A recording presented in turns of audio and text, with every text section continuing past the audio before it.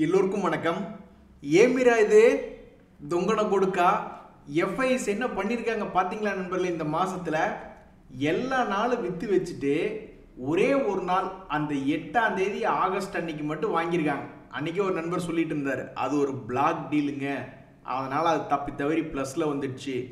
ஆக மொத்தம் இந்த மாதத்தில் மட்டும் எஃப்ஐஎஸ் உங்களை வச்சு நாங்கள் சம்பாதிக்கலாம் அப்படின்னு நினச்சிக்கிட்டு இருந்தா எங்களை வச்சு நீங்கள் சம்பாரிச்சிட்டு இருக்கீங்க. எங்கள் நாட்டில் இருக்கக்கூடிய பல முன்னணி கம்பெனிகள் ரொம்பவுமே குட்டியாக இருக்கும்போதே அதில் போய் முதலீடு பண்ணிடுறீங்க. அவங்க எப்போ நம்மளுடைய மார்க்கெட் செகண்டரி மார்க்கெட்டுக்குள்ளே வர்றாங்களோ அப்போ பிடிச்சி விற்று விட்டுறீங்க. அப்புறம் ஐபிஓவில் அப்ளை பண்ணுறீங்க, அதுவும் மார்க்கெட்டில் வரும்போது அதையும் பிடிச்சி விற்று விட்டுறீங்க. அது போக மார்க்கெட்டுக்குள்ளேயே கீழே இறங்கின பங்குகள்லாம் வாங்கி மேலே ஏறும்போது விற்று விட்டுறீங்க. போன மாதத்தில் என்ன பண்ணீங்க? அப்போது நான் விற்று தான் வச்சு வச்சுருந்த தம்பி அப்படின்ற மாதிரி 47,666 கோடிக்கு விற்று வச்சுருக்காங்க. ஆக மொத்தம் வெறும் ஒரு 20,000 கோடியை போட்டுட்டு ஆல்ரெடி இப்போ ஒரு 60,000-70,000 கோடி தாண்டி போய்கிட்டு இருக்காங்க செல்லிங்கில். ஆனால் ஒன்று நல்ல விஷயங்க இந்த வாரத்தில், நாளைக்கு ஃப்ரைடே, ஆனால் நாளைக்கு செல்லிங் வர்றதுக்கு வாய்ப்பு இல்லை. கரடிகள் என்ன நினைச்சாலும் நம்மளோட இறக்கிட முடியாது. ஏன்னா நாளைக்கு நம்மளுக்கு ஆகஸ்ட் 15 சுதந்திர தின விடுமுறை நாள். அதனால வி ஆர் எஸ்கேப். ஆட பாவிகளா, ஐபிஓவில் இருந்து ஸ்டாக் மார்க்கெட்டில் லிஸ்ட் ஆகும் பொழுது மங்களகரமாக இருப்பீங்க அப்படின்னு பார்த்தா ஒரு சிகப்பியாக லிஸ்ட் ஆகிறாங்க. அதாவது பல பேர் கனவோடு இருந்திருப்பாங்க. இந்த சமீபத்தில் என்எஸ்டிஎல் அப்படின்றது ஒரு ட்ரீம் ரேலி அப்படின்னு சொல்கிற மாதிரி அளவிடாத ஒரு லாபம் என்பது இந்த என்எஸ்டிஎல் கொடுத்தது. அதுக்கப்புறம் கொஞ்சம் பாப்புலராக இருக்கக்கூடிய இந்த ஜேஎஸ்டபிள்யூ சிமெண்ட் என்பது லிஸ்ட் ஆகி வெறும் 1.25% அப்படின்றது இருக்கு. அவனை பற்றி சொல்லி ஒன்றும் பிரயோஜனம் இல்லை, குத்தம் இல்லை. ஏன்னா அவன் இருக்கக்கூடிய செக்டர் சிமெண்ட் செக்டராக இருக்கு. அதுவும் இல்லாமல் கிரே மார்க்கெட் பிரீமியத்துலேயும் இது ஒன்றும் பெருசாக அதை செலுசெலுப்பாக இல்லை, பாராட்டி பேசல. அது அப்போவே அதை ஒரு 3% பக்கம் தான் சுற்றிக்கிட்டு இருந்தது. அதே லெவலில் தான் லிஸ்ட் ஆயிருக்கு. இன்னொரு பங்கு அப்படின்னு பார்க்கும்பொழுது இந்த ஆல் டைம் பிளாஸ்டிக்ஸ், அதுவுமே அதனுடைய கிரே மார்க்கெட் பிரீமியம் ஒரு 7% பக்கத்தில் தான் சுற்றிட்டு இருந்தது. நல்ல வேலை ஒரு கும்பா குட்டியாக மாறாமலே அது அதே மாதிரி ஒரு 7% பக்கம் லிஸ்ட் ஆயிருக்கு. ஸோ என்எஸ்டிஎல் ஐபிஓக்கு அடுத்த சந்தோஷம் இந்த ரீகால் ரிசோர்சஸ் அப்படின்றது கொடுக்குமா? இன்னைக்கு லாஸ்ட் டேட்டாக இருக்கக்கூடிய இந்த ஐபிஓ இதனுடைய விலை 102 ரூபாய். ஸோ இன்னைக்கு க்ளோஸ் ஆகக்கூடிய இந்த ரீகால் ரிசோர்சஸ் அப்படின்ற ஐபிஓனுடைய கிரே மார்க்கெட் ப்ரீமியம் என்பதை எடுத்து பார்க்கும்போது கண்ணுக்கு குளிர்ச்சியாக 34% என்பதில் ஓடிக்கிட்டு இருக்கு. ஆனால் சப்ஸ்கிரிப்ஷன் எத்தனை தெரியுமோ? 51 பேர் ஒரே ஒரு ஷேர் அவங்க கொடுக்குறாங்க. ஆனால் 51 பேர் அப்ளை பண்ணுறாங்க. அதில் பாருங்க, ஒரு நண்பர் அதெல்லாம் நல்லா தான் பேசுகிறாரு. அது மார்க்கெட் கீழே விழுந்தா தானே, விதைத்தால் தானே அறுவடை செய்ய முடியும். கீழே லோ ரேட்டில் வாங்கி வச்சுக்கிட்டு அப்புறம் அது மேலே போகல தானே நம்ம அறுவடை செய்ய முடியும் அப்படின்னு அதெல்லாம் கரெக்டாக தான் பேசுகிறாரு. ஆனால் இங்கே ஏற்கனவே நான்லாம் 40-50 ஷேரில் விதைச்சி வச்சிருக்கேன்னு வச்சுங்க, அதுவே இன்னும் மேலே வரவே இல்லை. ஒரு இலை கூட, ஒரு 2 இலை கூட அது இன்னும் விடலை. அவன் போகிற கண்டிஷனுக்கு பார்த்தா இன்னும் பல இடங்கள்ல நான் விதைச்சிக்கிட்டே இருக்கணும் போல. அப்புறம் என்னைக்காவது ஒரு நாள் மேலே வருவான்னு வச்சுக்கிங்களேன். இதுக்கு தான், இந்த பிரச்சனைக்கு தான் வெளிநாட்டிலாம் என்ன பண்ணுறாங்கன்னா ஒன் ஸ்டாக் தீம் அப்படின்றாங்க. ஒரே ஒரு பங்கு அந்த இண்டெக்ஸில், குறிப்பாக ஒரு முக்கியமான இண்டெக்ஸ், அமெரிக்க நாட்டை பொறுத்த வரைக்கும் டவ் ஜோன்ஸ் இண்டெக்ஸ்னு வச்சிங்களா, அல்லது நாஸ்டாக் இண்டெக்ஸ்னு வச்சிங்க. அதே மாதிரி இந்திய மார்க்கெட்டை பொறுத்த வரைக்கும் ஒரே ஒரு இண்டெக்ஸ், ஒரு உதாரணத்துக்கு நிஃப்டி 50 இண்டெக்ஸ்னு வச்சிங்களேன். அப்படி ஒன் ஸ்டாக் தீம் அப்படின்ற மாதிரி சில பேர் அதில் போயிடுறாங்க. ஏன் அப்படின்னா ஒரு பிக் இன்வெஸ்ட்மெண்ட் அப்படின்னு ஆயிடுச்சுன்னு வச்சுங்களேன். ஒரே ஒரு ஸ்டாக்கு, அது ஒரு ஸ்டாக்காக பார்க்காதீங்க, நிஃப்டி 50 இண்டெக்ஸ்னு, அதுக்குள்ளே 50 ஸ்டாக் இருக்குது. ஸோ ஒரே ஒரு இன்ஸ்ட்ருமெண்ட்டில் அப்படின்றது ஒரு சைஸ் ஆஃப் இன்வெஸ்ட்மெண்ட் அப்படின்றது ரொம்ப பெருசாகிடுச்சுன்னு வச்சுங்களேன். அதுக்கப்புறம் அதில் ஏகப்பட்ட வாய்ப்புகள் இருக்குது. அது ஃபியூச்சர்ஸ் அண்ட் ஆப்ஷனில் இருக்கக்கூடிய ஸ்டாக்காக இருக்கும். அதே மாதிரி கொஞ்சமாக விற்றுட்டு திருப்பி வாங்குறது, அல்லது என்ன வேணாலும் பண்ணலான்னு வச்சுக்கோங்களேன். அதனால தான் அந்த மாதிரி பண்ணிட்டு இருக்காங்க. ஆனால் அவ்வளவு பணம் இருந்ததுன்னா தான் பிரச்சனையே இல்லையே. நானும் அந்த மாதிரி ஒன் ஸ்டாக் இன்வெஸ்ட்மெண்ட் தீமில் போயிடுவேன். ஸோ கொஞ்சம் கொஞ்சமாக இருக்கிறதுனால தான் இப்படி பல இடங்களில் போய் நம்ம விதைக்க வேண்டியதாக இருக்குது. இன்னொரு நண்பருமே சொல்கிறாரு பாருங்க, நான் விற்று விட்டேன், இந்த கேஆர்பிஎல்னு ஒரு பங்கு, அதை விற்று விட்டேன். அவன் என்னடானா நிற்காமல் ஏறிக்கிட்டே இருக்கான். இந்த டிசிஎஸ் வோல்டாஸ்னு ஒரு பங்கு, அவங்கள வாங்கினா அவன் பாட்டுக்கு இறங்கிட்டு இருக்கான். இதுக்கு என்னதான் தீர்வு அப்படின்ற மாதிரி நம்ம நண்பர் கேட்குறாரு. ஹலோ மிஸ்டர் பாலா நண்பரே, இதுக்கு ஒரே தீர்வு என்னன்னா சனிக்கிழமையான திருப்பூர் வந்துருங்க. நம்ம ஒரு நல்ல இடமா பார்த்துக்கு டிஸ்கஸ் பண்ணி நம்ம புலம்புறது ஒன்று தான் தீர்வு. இதுக்கு எந்த விதமான சொல்யூஷன் இல்லை. நீங்கள் எப்படி கண்டுபிடிப்பீங்க?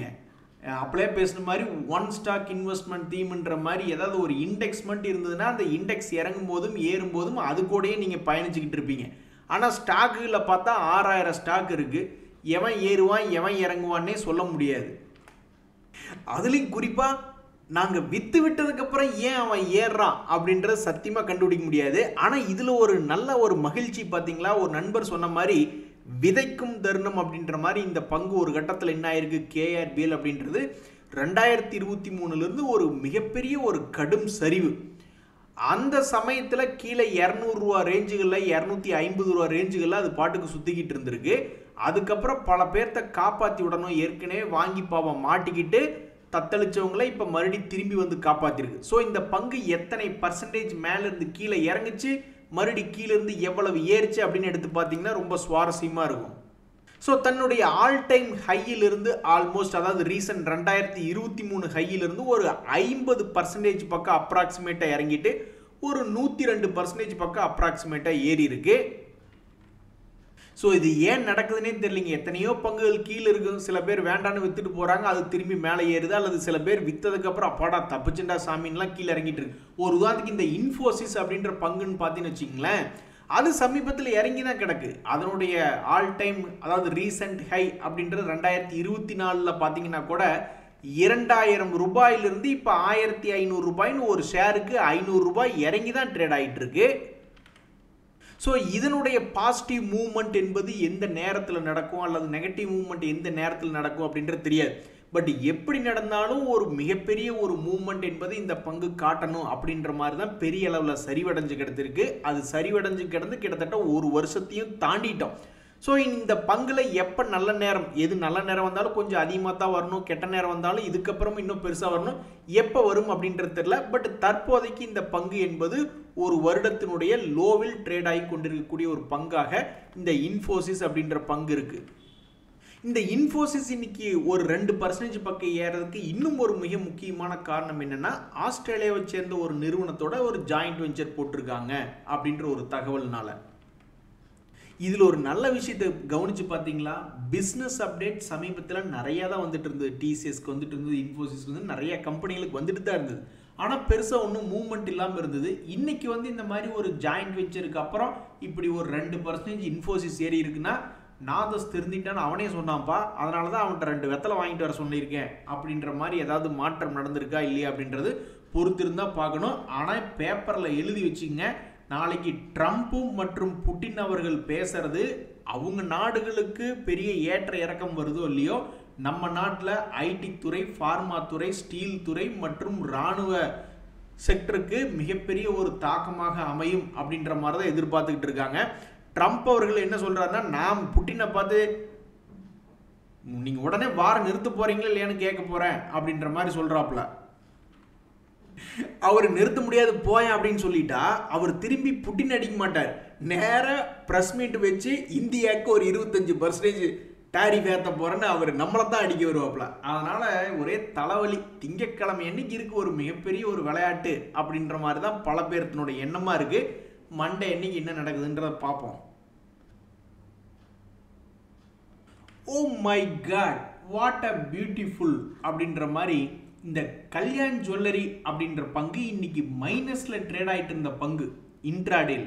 அதுக்கப்புறம் தொடர்ந்து ஏறி ஏறி ஏறி 5% பாசிட்டிவ்ல ட்ரேட் ஆகி கொண்டிருக்கக்கூடிய ஒரு பங்காக இந்த கல்யாண் ஜுவல்லரி இருக்கு.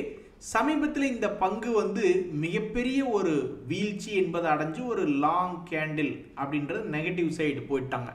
அதுக்கப்புறம் அந்த லோவர் தற்போது வரை உடைக்காம 520 ரூபா பக்கத்திலே சுத்திட்டு இருந்த பங்கு இப்போ ஒரு 540 பக்கத்தில் வந்ததுனால பல பேர்த்துக்கு மகிழ்ச்சியா இருக்கு. இது மட்டும் இல்லை, நியூஜென் அப்படின்ற ஒரு பங்கு அவன் இன்னைக்கு 7% ஏறி இருக்கான். அதுவும் சாதாரண மாதிரியெல்லாம் ஏறல, ஃப்ளாட்டில் ஓப்பன் பண்ணி 850 ரூபா ரேஞ்சிலேருந்து 912 ரூபா இன்னைக்கு இன்ட்ராடேலே வந்திருக்கு. ரொம்ப மகிழ்ச்சிப்பா, ரொம்ப மகிழ்ச்சின்னு அப்போ அந்த பங்கை வச்சிருக்கிறவங்க நினச்சிட்டு இருப்பாங்க.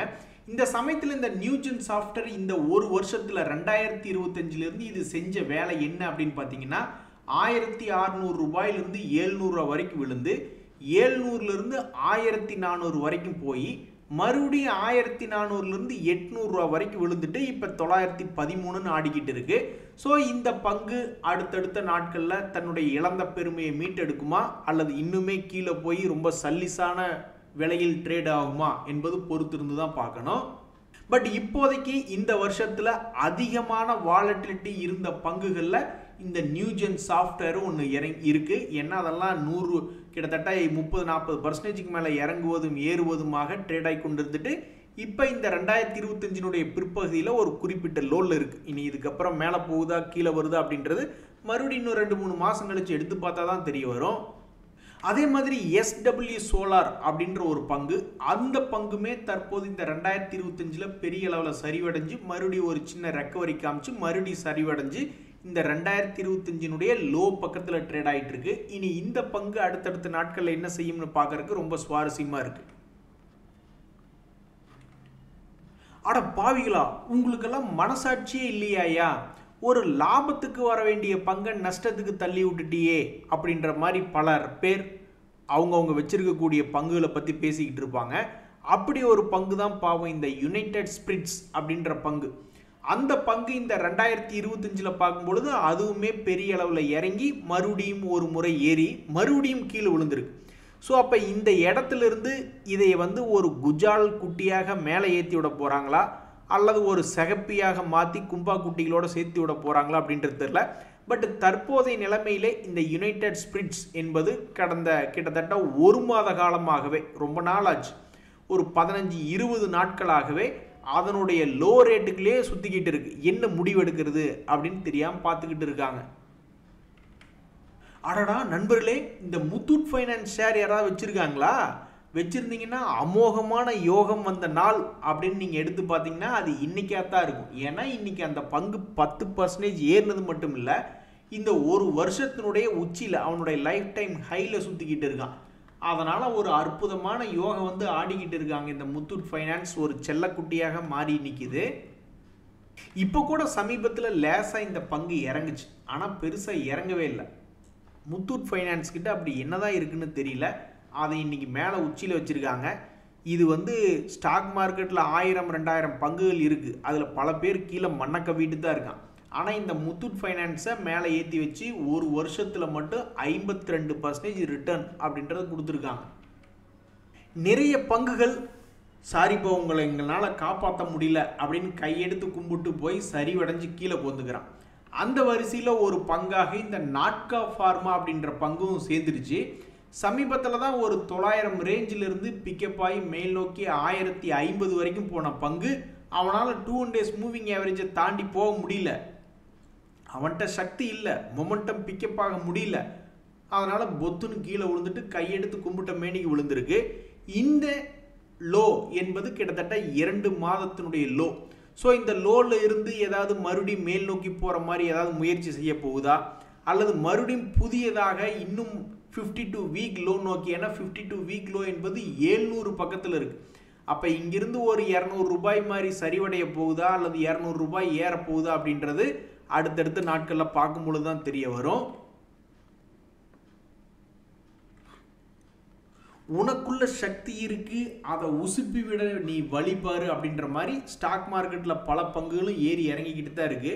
ஆனால் இறங்கிக்கொண்டே இருந்த ஒரு கும்பா குட்டியை காட்டுங்க அப்படின்னா பல பேர் இந்த ஐஓபி நோக்கி கை நாட்டுவாங்க. ஏன்னா அந்த ஐஓபி அப்படின்ற பங்கு ஆல்மோஸ்ட் 80 ரூபாய்களில் இருந்தே அது தொடர்ந்து இறங்குமுகமாக இருக்குது. அதனால் பல பேர்த்துக்கு மன உளைச்சல் அப்படின்றது கொண்டு வந்திருக்கக்கூடிய ஒரு சிகப்பி தான் இந்த இந்தியன் ஓவர்சீஸ் பேங்க் அப்படின்ற ஷேர் ப்ரைஸ்.